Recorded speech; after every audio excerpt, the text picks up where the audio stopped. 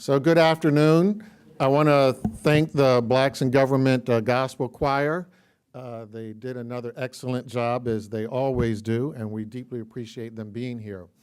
We're going to have a moment to continue the celebration that many of you watched on television yesterday, and we're very honored to have this opportunity. So my name is Bill Spriggs. I'm the Assistant Secretary for Policy here, and it's going to be my great pleasure to introduce to you our boss and our leader. I think you had an opportunity to look up on the screens as you were seated and listen to the big gospel government choir. You got to see the Secretary recall earlier time when she got to be on the front lines of marches. And she certainly did enjoy herself on Saturday. And I think you could see lots of smiles on her face as she participated in the rally on Saturday. And of course, she was very honored to be there on Sunday when President Obama got a chance to finally dedicate, in the formal sense, the Martin Luther King Memorial. So it's my great pleasure to introduce to you someone who has really embodied the spirit of Dr. King in her work. Many of you don't get the opportunity to be in her private dining room. There is a poster, it's a plaque, it's an honor, that she earned at Morehouse, Dr. King's alma mater and Mr. King's alma mater, and honored her with respect to her work on behalf of everyone. And it's named after Dr. King, it's named after Mahatma Gandhi. It's a really prestigious award that Morehouse College awards, but she got that in 2003. This was not for her work as Secretary of Labor. This is her long-term commitment. And it has been recognized, not just for what she's done here, but what she did before she got here, what she embodies. And so this conversation is really sort of a passing baton kind of conversation between someone who's been on the front lines, who's really cared about human rights for everyone, and now gets a chance as our leader, the Secretary of Labor, to make sure that we have good jobs for everyone. So it's my great privilege to introduce to you the Secretary of Labor, who will then introduce to you our guest for today.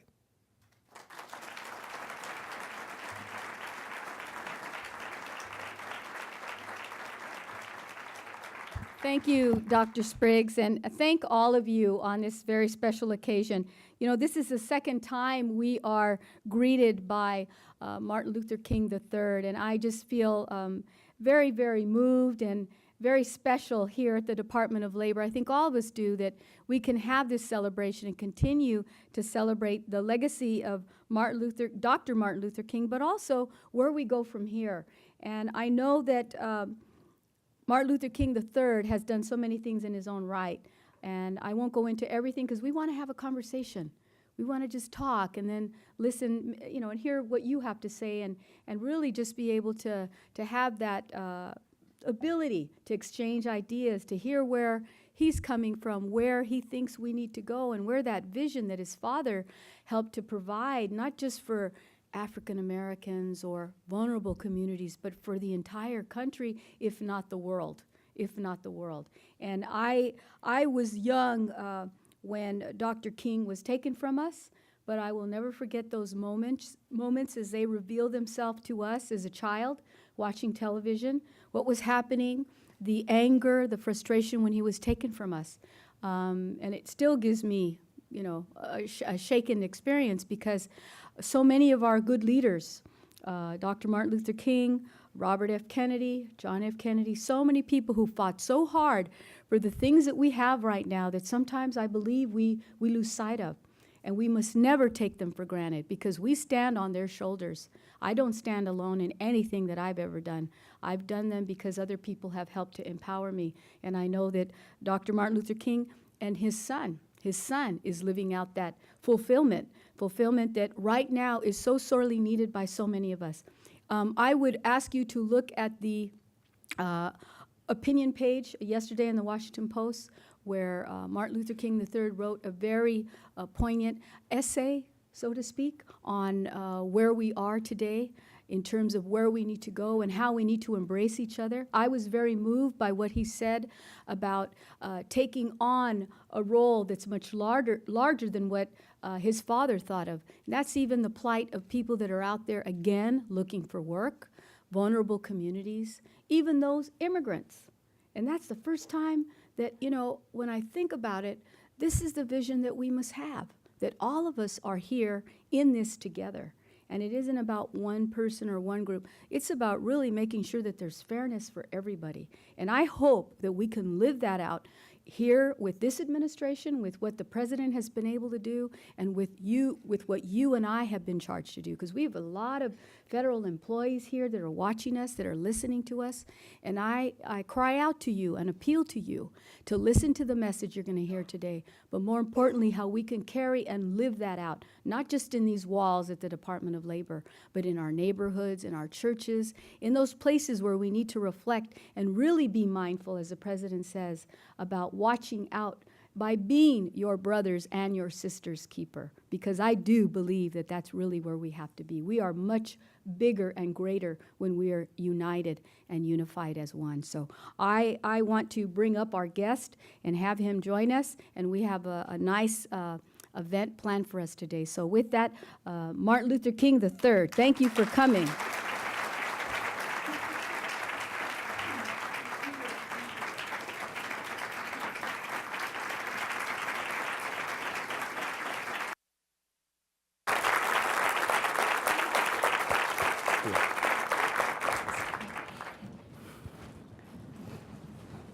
You know, Martin, if I might call you Martin, if that's okay, and you can call me Hilda or Secretary, whatever you want.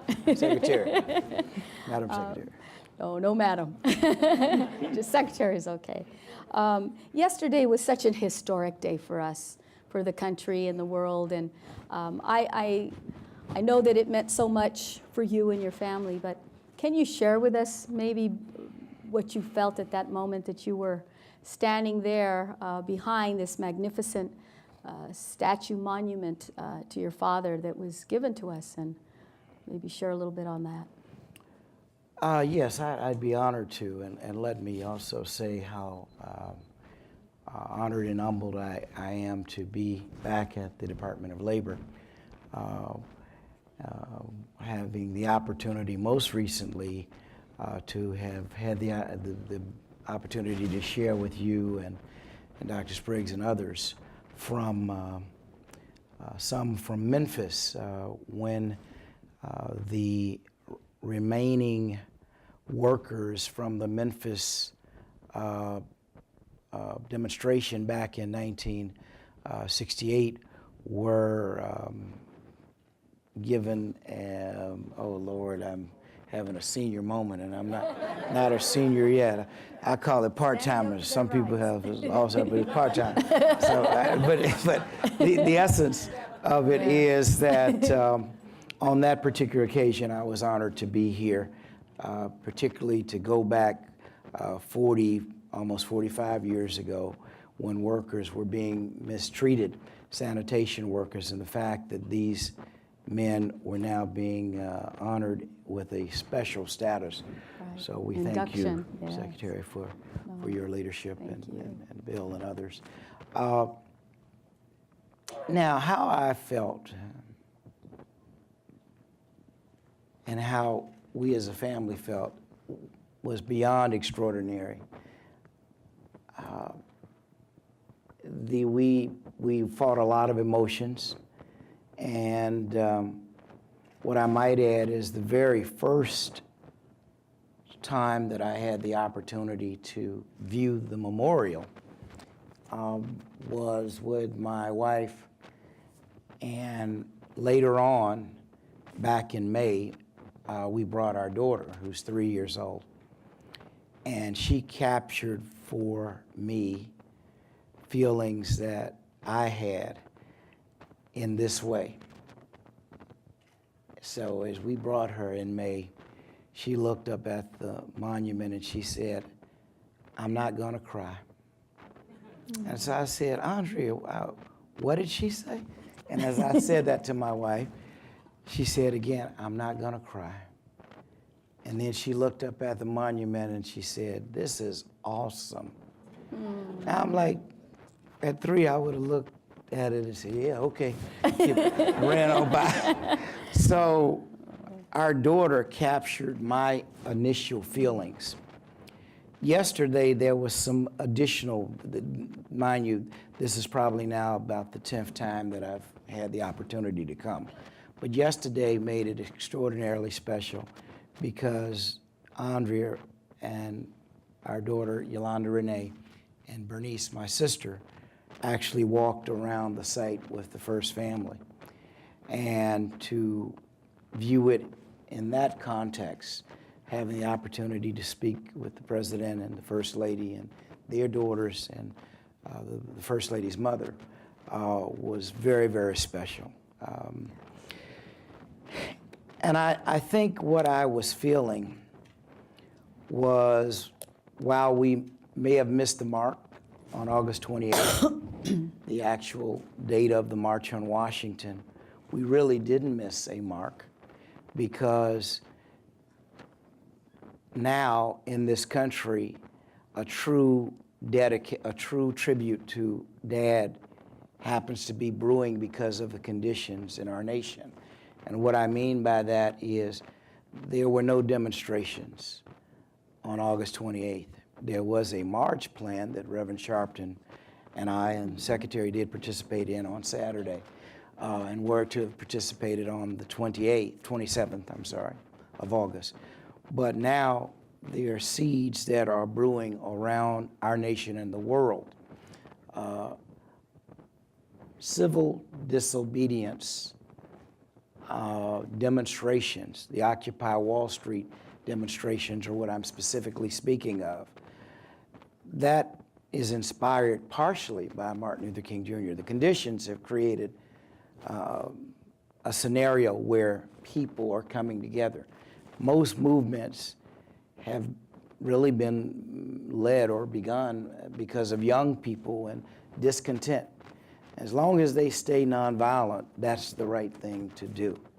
When you feel that injustice is being done. And in a nation with an exorbitant amount of wealth, and yet people continuing to have no jobs, poverty continuing to grow as a result, there's something wrong with our priorities today. Now, maybe we don't know the answer, but I think part of it is found in the words of my dad. So while this monument has been erected, and it is phenomenal, the fact that you have a man of peace in the midst of presidents and war memorials is absolutely incredible. And I'm sure I'll add more, so maybe I'll stop now. Those are some of the feelings that are brewing, were brewing inside of me, that this is a true tribute, because it's not just about putting a memorial up and worshiping. And what I said the other day was, we should not exclusively idolize Martin Luther King Jr., but we should practice and learn and embrace his ideals. And if we are able to do that, then we one day will eradicate poverty. We will diminish or minimize militarism, and ultimately racism will no longer exist in our society. That's great.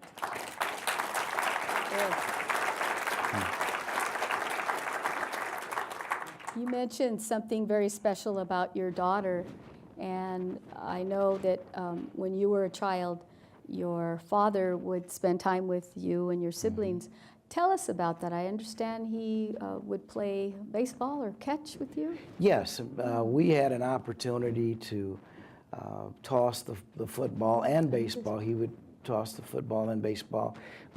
There wasn't a large quantity of time, but the quality was remarkable. And the other thing where there was more time, because usually when we were playing baseball or football in the yard, invariably people would drive by and they'd see him and they'd stop. So the time was always limited there. Wow. But my brother Dexter and I used to accompany him to the YMCA in Atlanta on a street called Butler Street. And at the Y, we would swim, so he'd get his exercise. In fact, he taught us how to swim. My mother never could swim, so I don't know why he couldn't teach her. I'm not sure what happened there. But all of us, all four of us, became great swimmers. Part of it was because of Dad and our going with him to the Y, and then he would have exercise. And then sometimes we'd have really fun because Mother knew he couldn't play outside, so we'd do things inside. But it was confusing to us as kids because we couldn't do that when he wasn't there. You know, like, I mean, we'd even toss the ball inside. Now, Mother would not allow that. She was the disciplinarian. Yeah. So, you know, for a kid, you're like confused. Well, we can do it when Daddy's here. You know, we get a little bit more latitude. We understood that then. But it all worked out. I mean, Daddy would put us on, when we were very small, put us on the refrigerator. And as we got older, certain ones would jump up. And my mother was petrified. We'd jump off in Dad's arms. Well, I think OSHA would be a little concerned about that. Perhaps, but it was all fun. I mean, it was we had let me share this final thing. Sunday mornings were always great times. Dad had prepared his sermon for the morning service on Sunday morning. We'd sit down and he would lead us in prayer, and each of us would say our Bible verses, and then he would discuss the issues of the day, or really he would ask us, now what's going on, what's happening at school with you? And he'd go around to all four of us. And those were the really wonderful times that we had to share. We always looked forward to those meals because Daddy often left early in the morning and would come back late at night. So we may see him some mornings we wouldn't, or we may see him in the evening sometimes. So, but this really went on pretty much most weeks. Wow. So sharing that is so important because we look at him as an iconic figure, one that you can't even touch or think about because he holds that special place, you know, and to be able to share those intimacies, I think, are helpful for people to understand that he was, after all, a man. And he was a family man, but one who set good examples for his family and for others, which is really good for us to know because now we see so many folks that want to be our leaders. And you kind of wonder, well, gee, how are they at home? You know, is it just one thing that they do from time to time? So it's always good to reflect on that. But so many issues that I know I'm interested in hearing about. You mentioned a little bit about the sanitation workers. And at the time when your father was engaged in helping them secure better representation because they were all fired from their jobs. And the whole progression of I am a man and going through all that, to have respect and dignity for workers. We just went through the series of issues that were occurring up in Wisconsin and in Ohio. And we see that kind of etching itself out across the country. What are your thoughts about that? Because some folks have demonized what public workers, our firefighters, our sanitation workers, our teachers, you know, what they mean to us. And I just want to hear what you have to say. Well, first and foremost, we always have to treat people in a civil and humane way. And it's very sad that there are some in our country who have chosen to focus on labor unions, folks who've represented people who have focused on the issue of collective bargaining and trying to abolish it. And it's really about blaming as opposed to finding a constructive solution. There is a middle ground somewhere. And we've got to really work diligently to find that. And never should we demonize our police, our fire, our teachers, our public workers in general, folks who are serving the public. It's very important. We shouldn't demonize anybody, quite frankly, even those who we disagree with. There's a way. My father said we have to learn how to disagree without being disagreeable. And he really set the tone and the temperament. And as a result, he always dealt with everyone with dignity and respect. I remember an incident down in Alabama where he jokingly was talking to the police who were fighting the civil rights workers, putting them in jail, and they got to talking behind the scenes, and they were in the cells, my dad and his team of people, and they were, somehow the topic was, well, how much do you make? And when they found out how little they made, they said, well, you all need to be marching with us. But, you know, they didn't know. They were just, they just happy to be able to beat somebody over the head. And you don't realize you're not being paid a decent wage. But, you know, the point is, it was kind of interesting.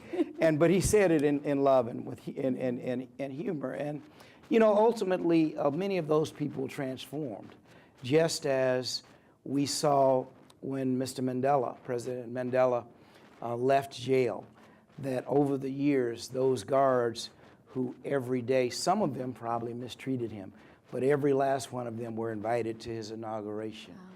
Wow. And most of us don't have the capacity to forgive. Yeah. It's the spirit of forgiveness and love that should resonate. That's who Martin Luther King Jr. was, and we as a nation can become that way. We really have a long way to go. There are many who this has nothing to do with issues today, but I gotta say it because we practice, I believe, an archaic form of doing harm to our fellow human being, and that is the death penalty. And some may be for, some against. Now, some people who are for it haven't experienced what I have. I mean, my daddy was killed when I was 10 years old.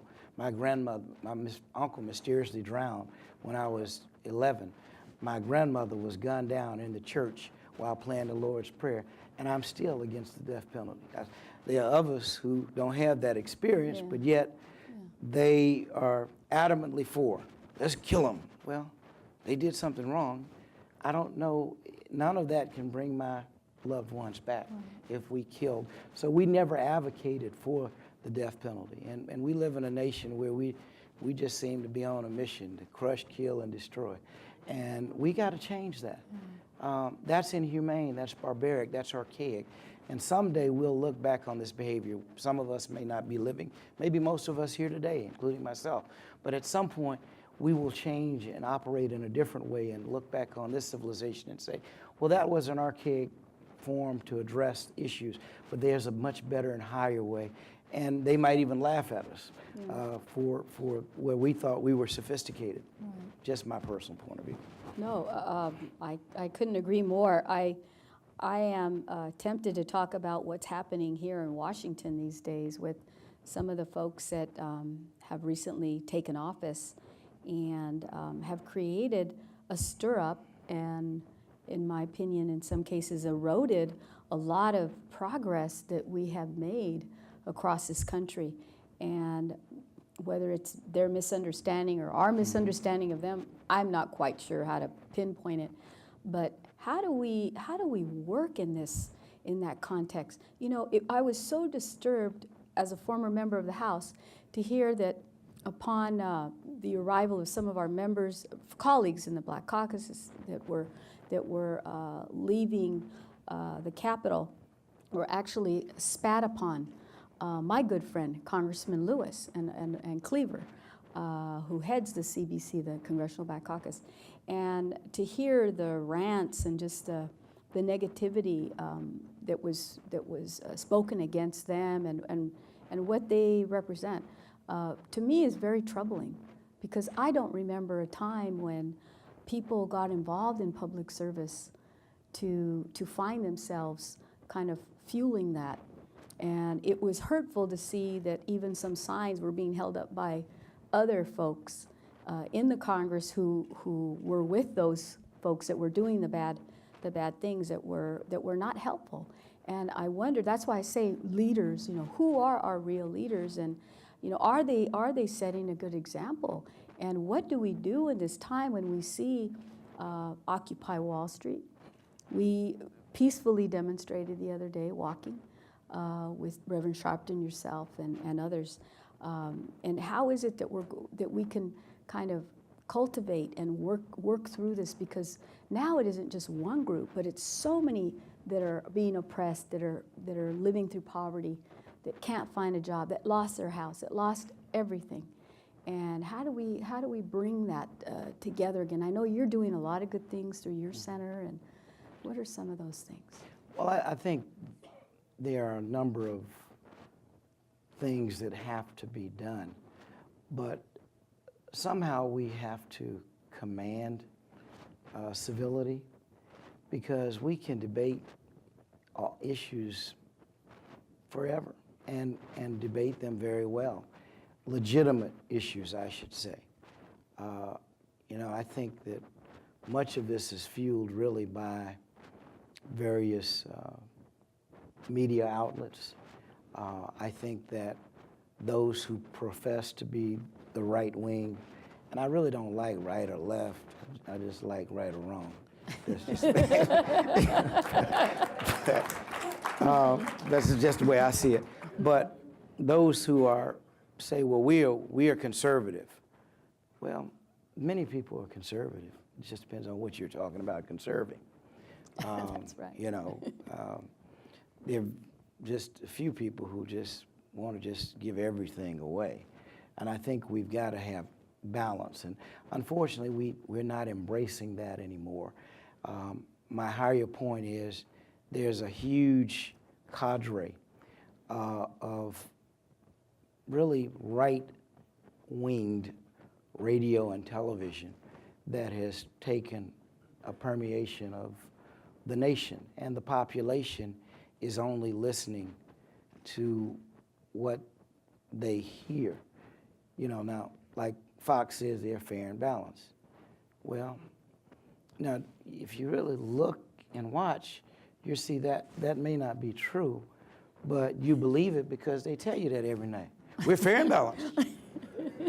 So you're programmed. Now, you know, when you think, then you realize there are things that they are fair and balanced on, but there are a number of things that they may not be. But it's not just Fox, it's a whole cadre of popular talk show hosts, and I don't want to name names. What I guess I'm saying is mainstream America has to become engaged and decide, I want to see our nation move as a nation so that we're not demonizing immigrants, so that we're not mistreating, you know, any ethnic group, whether it's blacks and browns who are heavily mistreated still. All you have to do is go down to the criminal system. And I didn't say justice system because I do not believe that it's just. It's not fair. There's no way, there's no way that 13% of the population can comprise 70 and 80% of the jail population without someone having been targeted. So you've got blacks and browns and poor whites in jail, and that's it. You know, when you have resources, then you can hire proper defense. And many of those who are incarcerated are individuals who are there for who are nonviolent offenders and maybe should not be there. And it's costing an exorbitant amount to fund that. But yet, you know, the same folk who are talking about cutting everything, they don't mind adding more jails. So, you know, there's some craziness there. It's just like the same folk who are against, abortions, and I'm not for abortion. In fact, I don't know anybody who's for abortions. I mean, there are maybe circumstances sometimes. I've never seen anybody say, yeah, well, I just think we need to have abortions. But the same folk who purport to be pro-life are also pro-death if you do something wrong. So isn't that a little bit inconsistent? I mean, how can you be for life, but yet if you make a mistake, you're gonna die? It don't even make sense, and nobody even thinks about that. I mean, I just, all I'm saying is we need to at least try to be consistent. Now, all of us, there are variations of we all make mistakes. We're human beings. There's no one of us, no matter who we are, there's good in everybody. It may be a small amount, it may in some, but there's some good. And see, what my dad did was he focused like a laser beam on the good and extracted that. He didn't worry about the misguidedness. Because believe me, there are some stories that I wouldn't want to tell about people who worked closely with him, who were seriously misguided, but they made phenomenal contributions to our nation. I mean, if you looked at everything else that they did, you say, oh my goodness, you did all these great things and you did that too? Well, so my point is, we've got to find a way to focus on the good and pull that out of people, because that's who the best in what America is, the best in what we as human beings are. But unfortunately, the worst seems to be promoted because it seems to sell on the news and everything else. I got off of your question. I forgot what you asked. But that's all right. You hit it. You hit it. You know, one of the things your father talked about was, he said, the right to sit at a lunch counter is empty if you can't afford a meal. So what does that mean now? What is your center doing about helping us with that issue? Well, the main part of what we're doing, we're very excited about what we're embarking upon. And actually, some of our team is here today. Our Chief Operating Officer, Dr. Adams, one of those who assist us, Robert Washington, and one of those who consults with us, Mr. Tom Bailey. And I say that because we are in the process of retooling the King Center. The King Center was founded by my mom, Coretta Scott King, King family members and friends, to continue and to institutionalize the work of my father. It's a living memorial done in honor of Dad in Atlanta is where we are based. But we teach and train people how to live together without destroying person or property. And one of the things we're doing is, today we're in the process of digitizing 1 million archives so that we could make them available to the public, to scholars, to children. This is the largest collection of the modern civil rights movement.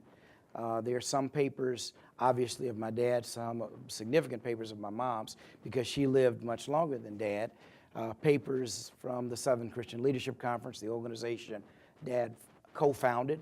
Some papers from the Congress of Racial Equality, some papers from the Student Nonviolent Coordinating Committee.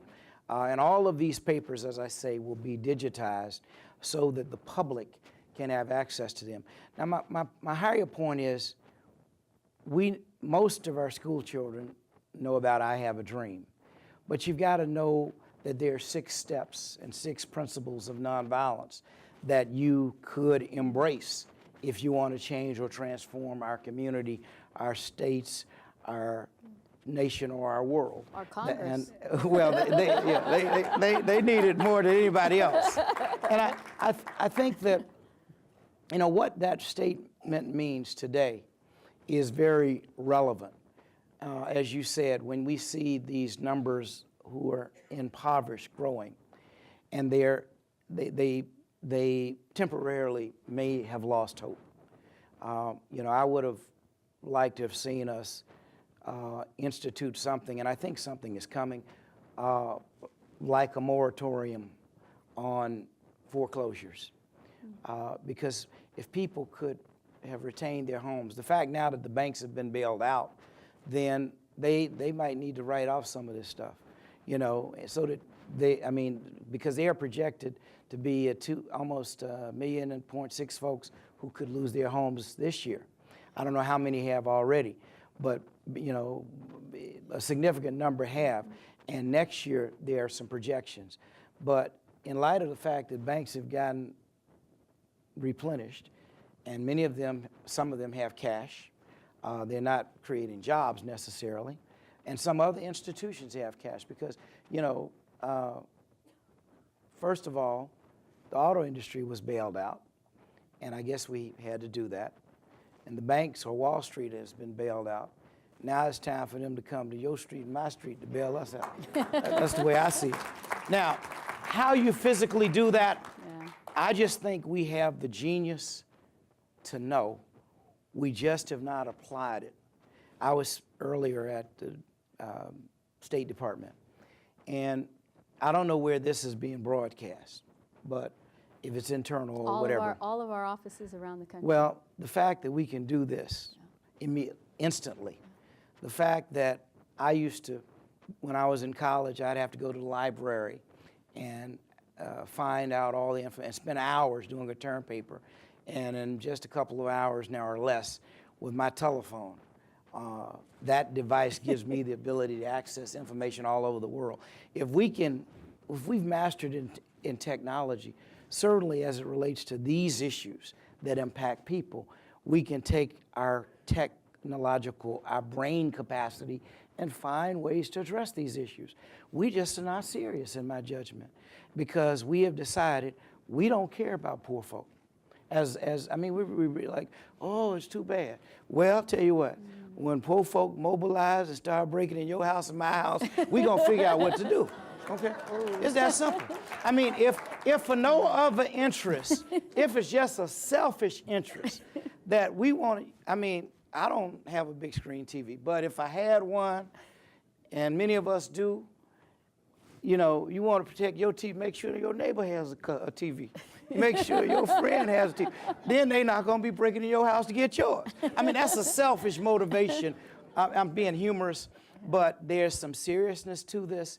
If we can create the climate where entrepreneurship can really happen, new ideas can be brought to the marketplace, more jobs can be created. And I know that's what the president wants to do, but I know that he's been fought at every turn by some in Congress. And, you know, the reason some exist in Congress is because we sort of got misdirected, and we have assumed that the president didn't do what he was supposed to. Now, there are many things that he hasn't been able to do.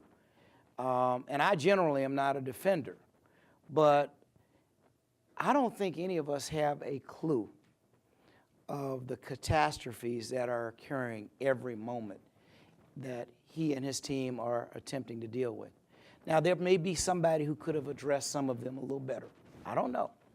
I just know that, yes, we have to hold our leadership accountable, but also the president needs help, and the help has to come from the United States Congress and the United States Senate. And they still are not working together. Yeah. And so as a result, we the people suffer. And it can't just be cut, cut, cut. Yes, we've got to make some cuts, but we can't just go through and just cut stuff out and act like, you know, well, we're not going to worry about Medicaid, Medicare. We're not going to worry about health care. We're not going to worry. I mean, we can't. I mean, this society will go up in shambles. And actually, I think there's so much hostility against the administration that we are at a critical juncture. We need people to be advocates. I'm not talking about for the president, but for policies that we want to see. I mean, because, you know, you all government, you all not supposed to be political, but we all are political. I mean, we all have views, and we should exercise our views. If we disagree, even with the president, we have to challenge the president, just as we should have challenged President Bush, just as we should have challenged President Clinton. We got to challenge President Obama. But, you know, one of the things I say, and I apologize for this, in 1961, my father went to see President Kennedy and said, President Kennedy, do you have any civil rights legislation that you're going to present in Congress? And President Kennedy said, Dr. King, I'd love to do it, but I got some other domestic priorities I have to address. What my dad did was he and his team said, okay, we're going to precipitate a nonviolent crisis. The crisis of Birmingham and other things caused the president and later on President Johnson to have to respond to them. So my point is we have to precipitate a crisis, nonviolent, let me mark it with nonviolent, crisis, so that the president has no choice and Congress has no, we got to do something. These people don't do I mean, we got to do something responsibly so that we can help create the climate so that people can lift themselves up out of the conditions that exist in our nation. Wow. And I apologize. No, that's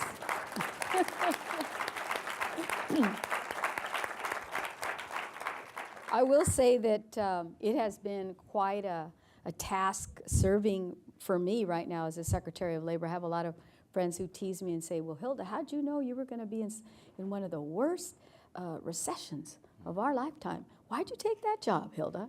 And I thought, and I look at them and I'm thinking, yeah, I know it must sound crazy, but you know, there's a reason. Because I think you and I and a lot of folks in this room and people who are watching us do the things we do because we try to find solutions. You know, we know there's a big crisis and challenge out there. We know that African American, Latino youth, poor people have been out there suffering, unemployment at a high rate of 9%. African Americans, well over 16.7, Latinos 11, and Native Americans, we don't even talk about them. In some places, it's 60% unemployment on the reservation, which is federally funded, by the way. Hello. So I know that we've got a lot of things out there, plus the people who've lost their homes, foreclosure, businesses that have collapsed, people that have been out looking for 6 months or more for a job, now see this sign that says, don't bother to apply because we won't even call you. There's a lot of subtlety that's going on out there. And this president and some of us here at the department are trying to work through that so that people understand that we are standing up for them. And it takes time to move a bureaucracy. It's unfortunate because people need help now. But we are going to be relentless in our pursuit to get people the job training they need, their UI benefits that they need, because 6 million people will lose out by next year if we don't renew the unemployment insurance. Now, these people lost their jobs through no fault of their own. Their jobs either folded up or left, whatever, but you can't be blaming these people for the crisis and feeling that they somehow are all going to have the solutions. I think we've already unfairly leveled that on our population in that way, the working class population, and I know that we can help to facilitate and be voices so that they're heard more clearly. And we need to do more to work with groups like yours, the center, because you've managed to do things even internationally. And maybe that'd be a nice place to segue to talk a little bit about that. Sure, we've actually, again, part of what we do is nonviolent conflict resolution training. Again, very simply teaching people how to live together without destroying person or property. Having the opportunity to go to Bosnia, to India, to Israel, to the Palestinian region, Ramallah, to also be in South Africa and Kenya, just to name a few places that we have actually done some of our training. And we are modifying our training a little bit because my mom, well, two things. We are modifying, I should say, our curriculum. We have a nonviolence curriculum that teaches kids from K through 12 the principles of nonviolence. And it was written by my father's sister, Mrs. Christine King Ferris, who is a professor at Spelman. And she is still teaching. She's 84. And wow. She's still she has one class at Spelman, but we are in the process of retooling it. There are about 450 Martin Luther King schools in America, from elementary to middle to high schools.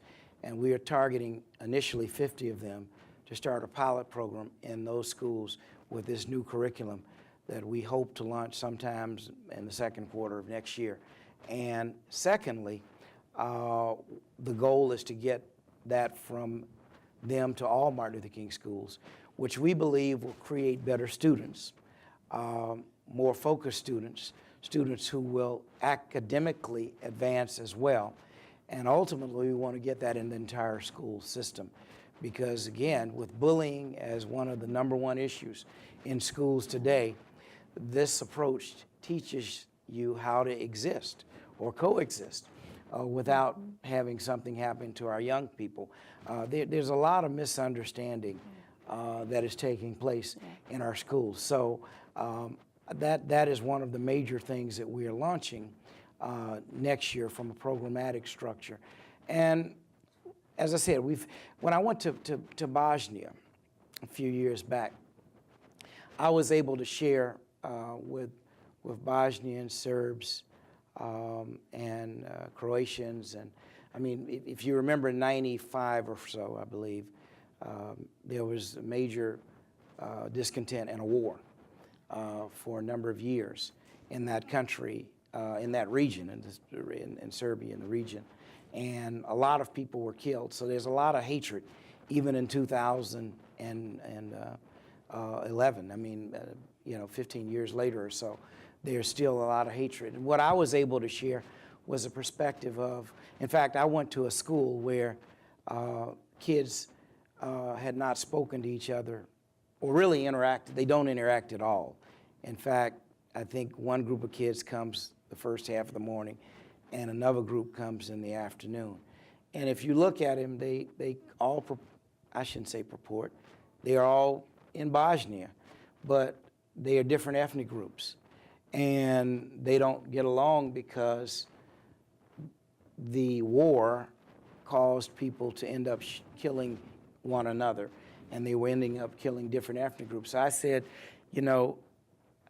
your goal, it seems to me, is to create the best Bosnia. And I can only share this perspective. I was 10 years old when my dad was killed. He was killed by a white man. I was 15 years old, 16, when my grandmother was killed. She was killed by a black man. I could have chosen to hate everybody, be hostile, have bitterness, but instead I chose to forgive and love. And I disliked the evil act, but I still love the individual. And if you can find it in your hearts to forgive, then you can move to create the best Bosnia that you want to have. And it's hard to do because it's very painful to lose a loved one, regardless, whether it's violent or not, but just regardless. But certainly when it's violent, you get ferocious, you want revenge. And I said, well, certainly you could use the philosophy of an eye for an eye and a tooth for a tooth, and most of us would have no eyes and teeth. So clearly that can't work. There's got to be a higher, more noble calling, a noble way. And I think they sort of heard what I said, although there's still conflict. We have to work on it each and every day, and little by little we'll get there. Thank you.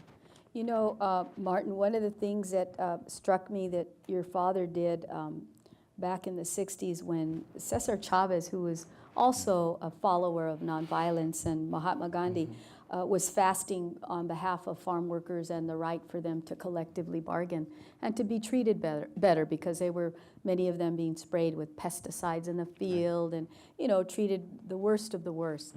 And I remember reading that your father sent a note, even though they never met person to person or face to face, that your father sent Cesar Chavez a note when he was fasting, kind of encouraging him on. And I wonder if any of that, how that might have meaning in what we're seeing happen right now when we have unnecessary strife between our communities, black and brown. And, I know you feel the same way I do, but it'd be nice to hear what your thoughts are. Well, absolutely. I think that, number one, many conditions that blacks and browns and poor whites are facing are the same.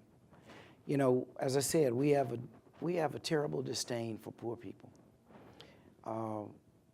in this nation, and we are afraid of some people in our society.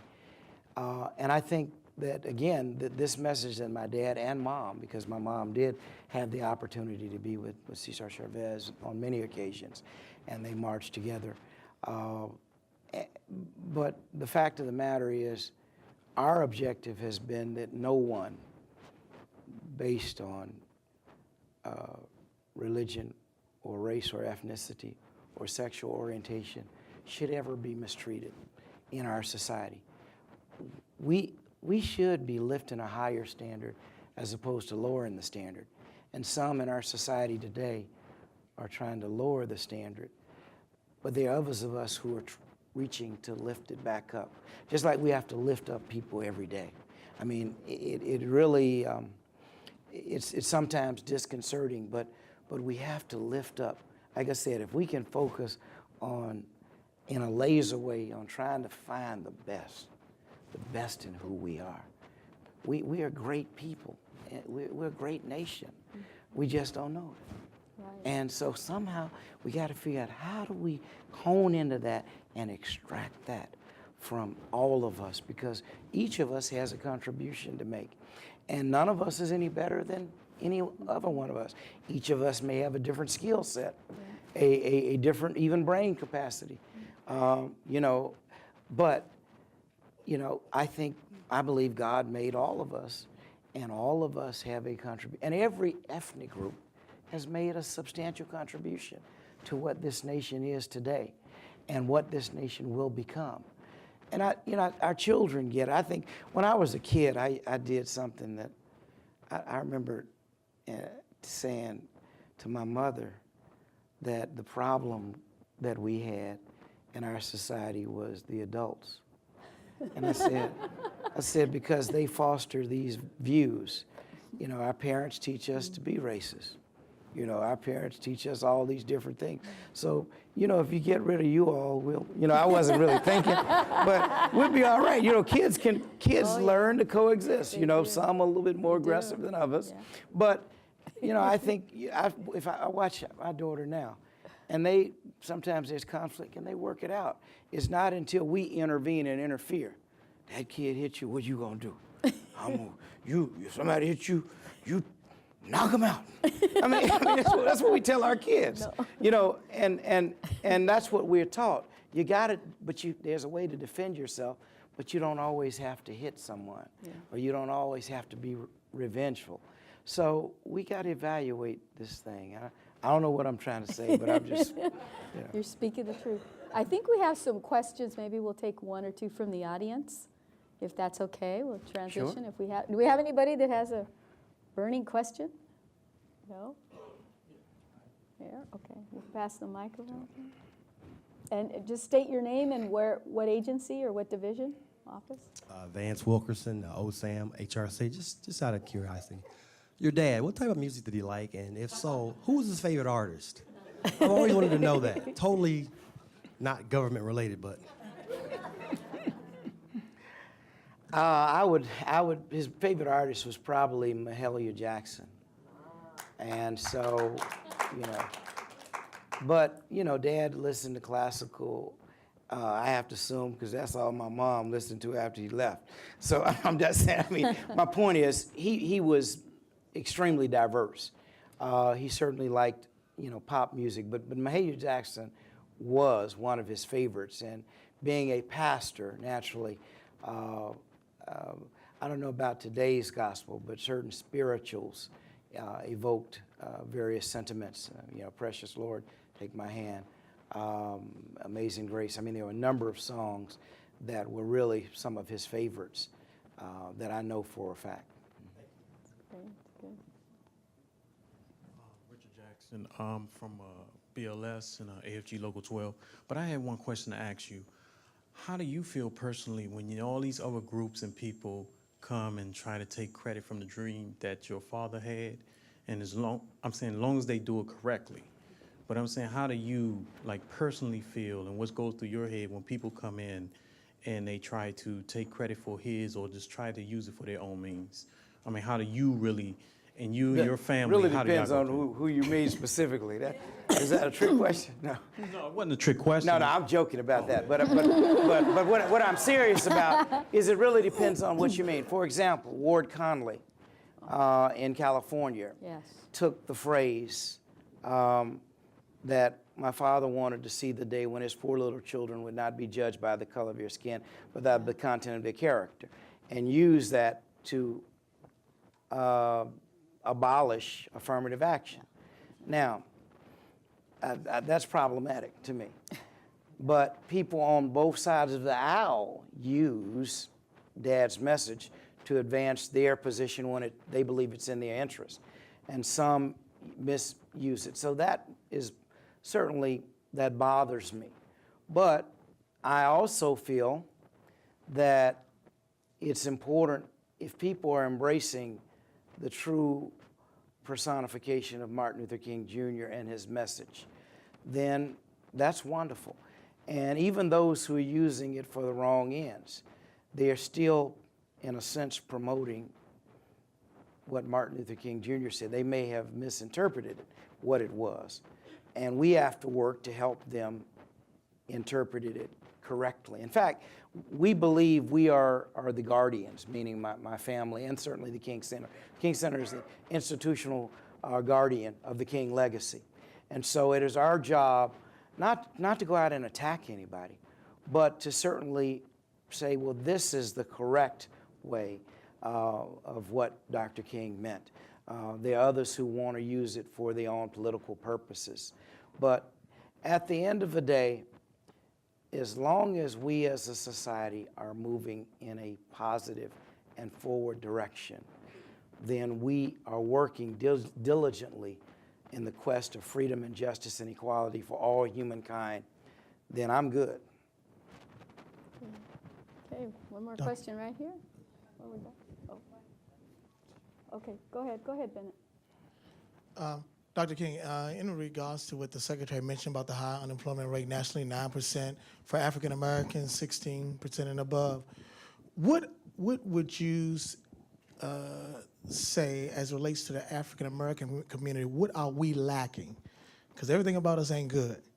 So what would you say at this time that we're lacking, especially now as we're going into the upcoming election and other things?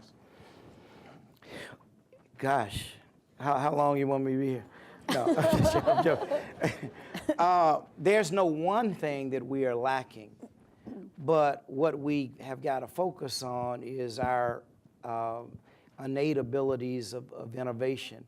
And I say entrepreneurship because, again, that's what's going to create opportunities for others. You know, when we were first going to schools, when we had the opportunity to go to colleges and universities, we were taught to go to school to learn a talent, a skill, to go out and work to help someone else become successful, which is okay. But we now have to focus more on creating entrepreneurship, small, developing, innovative businesses. And, you know, we've got to find a way to preserve our historically African-American colleges and universities, not for the sake of preserving them exclusively, but because we can't compete with the Chinese, we can't compete with the Japanese, we can't compete with the East Indians, you know, because when you look at engineering schools, there are only so many seats at Harvard or at MIT or at Yale or at Stanford. So there's a body of African-American colleges and universities, Howard here and Hampton not too far down the road, and many, many others in Maryland, Bowie, I can't, Morgan State. I mean, there are a number of institutions. Now, if we are able to identify funding from technology companies who are getting ready to embrace billions and billions of dollars to help so that we can get the best faculty, the best researchers, and so that we can create a body of engineers. We need more engineers. We need more technical folk, because that's the way things are going, technology-wise. And that's what our kids can learn just like other kids. Right. We just need to give them the opportunity and give them the focus. So I would say that is more of, that's what is missing. I mean, if you really think about it, I know I'm gonna get in trouble for saying this, but what other people, if you look at the top level of folks in an ethnic group, it's not entertainers and athletes. I mean, they are certainly involved. Like, for example, Jim Carrey is an interesting actor, makes a lot of money, $20 million a picture, but he's not the top in European American society. I mean, there, you know, if you talk about Warren Buffett, that's a different discussion. You know, we've got to have counterparts like that. You know, and I mean, it can't be Jay-Z. I mean, you know, it can't be Kanye. It can't be, what athlete, one of these quarterbacks who's making $100 million or one of these, well, it could, maybe it could be Vic. I mean, no, I'm joking. When you get beat down like that and transform, you may, I don't know. But no, it cannot come, it never has come from athleticism or entertainment. It's come from a cadre of people who were willing to dedicate themselves. Some have been scholars. Some have been, I mean, the leadership that we sorely need now is we need that same kind of leadership that was dedicated, determined, committed to a cause. And I'm saying that entertainers can help, but they can't lead. Athletes can help, but they can't lead. They have no history of doing that. Beyond Harry Belafonte was an exception, and many back then were exceptions. I mean, Jim Brown, Kareem, Muhammad Ali, Bill Russell, those guys came up in a time when they had no choice. They were providing a certain kind of leadership. But where are those kind of guys today? They don't exist. They don't have time. So, you know, I mean, as I said, Jay-Z probably is a successful businessman. But if that's the top of your culture and society, you got a problem. So we got to change that and respect him for what he is, a great entertainer. Good businessman, but a great entertainer. There's nothing wrong with that. Give him all his due for entertainment if that's what you like. I don't know but anyway. Okay, so I think I'm going to make a presentation, and I think we have some guests that are going to make a presentation too. But on behalf of the Department of Labor, I wanted to present this from me, Secretary's, not Madam Secretary, but Secretary's office. And don't be throwing this at anybody, though. It's a nice paperweight, and it says the U.S. Department of Labor and the United States. So it's something for you to remember us by here. And also a little photo of us in our march. Wow. And we're wearing our best. Yeah. Oh, this is something I'm gonna really All right. cherish. So that's for you. And then we have our guests from the Child Care Center that want to present you with something. I'll put that in, here for you. Okay. Right. These are our students here, so we are training our future leaders. Yeah. Thank you. You got to show. You got to share. You got to share. Wow. Thank you. Share those posters. Oh. Thank you. How are you? Look at that. Can we take All a right. picture? Yeah. Come on. Can we take a picture? Okay. One at a time. So come up. Want me to pick you up? Want to be picked up? How cute. Ooh. All right. Oh. All right. Thank you. Wow. Stand right here, baby. Stand right here. Come on. Stand right here. Hold his hand. How old There are you? you go. There you go. Okay, look at them. They're going to take your camera. picture. Look at the camera. They're going to take your picture.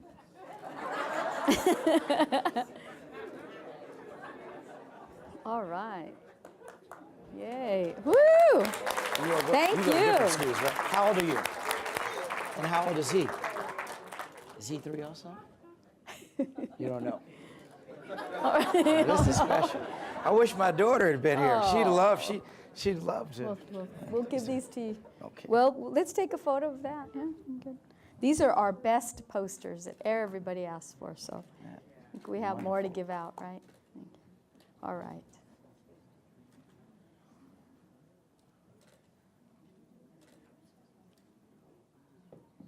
All righty. Thank you so much. Can I say Martin one Luther- final thing? Yes, by all means. Yes. I'm going to do something that I do not usually do because I get in trouble when I do this. But some years ago, there's one employee here that I had the opportunity to work with, and she was on the staff of late great Senator Edward Kennedy, Terry Bergman, and I was a page in 1974. So it is just wonderful, Terry, to Terry, stand up be so with we you again. That's kind. That's kind. Just wanted to say that because it's Let's so good to see give him her. a round of applause for being here with us. It's been wonderful. Wonderful. And I'm sure they're going to want to take pictures. Well, we're going to hear from the choir. We can sit, listen to one more, and then we'll.